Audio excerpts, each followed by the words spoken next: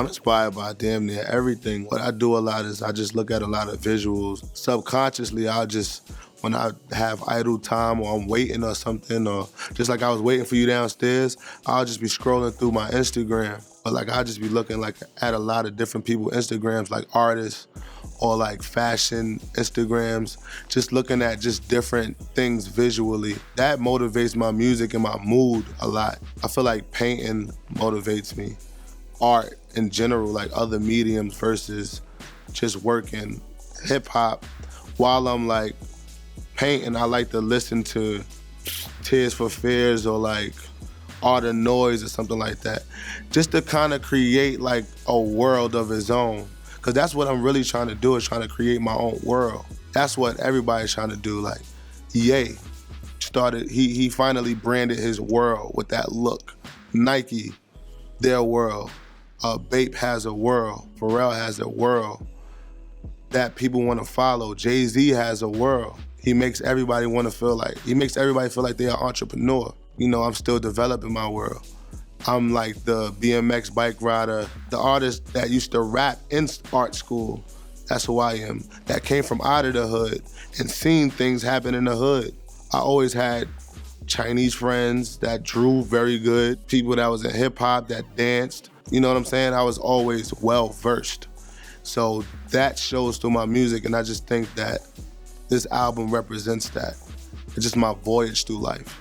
My first introduction to art was the Ready to Die Biggie cover. Seeing that white square with that little brown baby with the afro and those red and black type letters, I always would look at that and ask my mother who is this or what it was. Or I didn't know that we was listening to that music all along. Like that was the music I was raised on. Until later, I really started listening to Biggie, and I seen that cover and I was like, oh, this is what my mother used to always have in the living room, because we used to have a square glass table with nothing but like mad CDs under it. So like you would just have like your cafe table and you'll just see like Mary J. Blige, 411, Jodeci, Biggie, everybody, Barry White, you know, different artists. That CD cover always stuck out to me. Aesthetically, I loved the colors of it, the way it looked, it was real clean. And music-wise, I was just like, man, this is dope music. I always thought Biggie had a lot of charisma. He was a funny guy. He got all the ladies. He always knew how to turn something that wasn't so beautiful. And like, he had touched this or that and turn it into gold. He had that effect. Coming up in New York, I think some of the artists that motivated me would have to be people like Scott Campbell, who had his own tattoo parlor. He was doing his own chairs and Louis Vuitton collabs, Cause, with all of the Bape stuff early on, even as far back as Basquiat, getting his work in the Gagosian, getting to work with Andy Warhol and establishing his name as a black artist, because at that time, there was no mainstream black artists. There's just so many great artists out there. Francis Bacon, one of my favorites. At the time, I used to like Jeff Koons.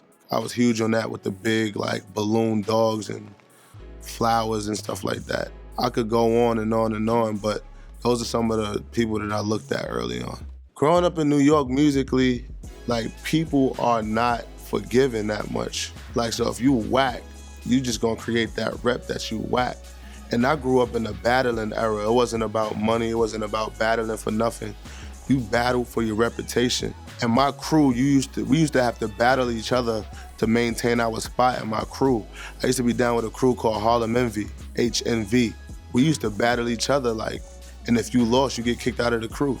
We always had to have our stuff tight. Most of the times, it was a draw because we came with it, and we used to freestyle a lot. So by the time we go to somebody else's block to battle against another group, we demolish them, turn our backs on them, rap mad loud in front of their face on their block so everybody be looking out the windows. We embarrassed them, smacked their hat off, everything. It was like boxing. So, like, you know, it was very competitive, and it prepared me for this game because this game is not forgiving. We used to steal from them so much, they used to give it to us for free because they knew we not stealing it to sell it to somebody. We was stealing that because we needed that shit. You know what I'm saying? So she grabbed the 151, and so both of these chicks ass naked. So one of the girls is like bending over, and one of the girls is on her knees. My first day I did shrooms, no homo, I went streaking. Like 1 o'clock in the morning, naked, running up the street, no homo. I don't know what got into me that day. I was off the shits. I feel like if I wanted to be something else, I would have been that. If I wanted to be a doctor, I would have been that, you know what I'm saying? But I wanted to play basketball. And when I started having other shit going on in my life as far as really merging over to the streets and just being outside and adapting,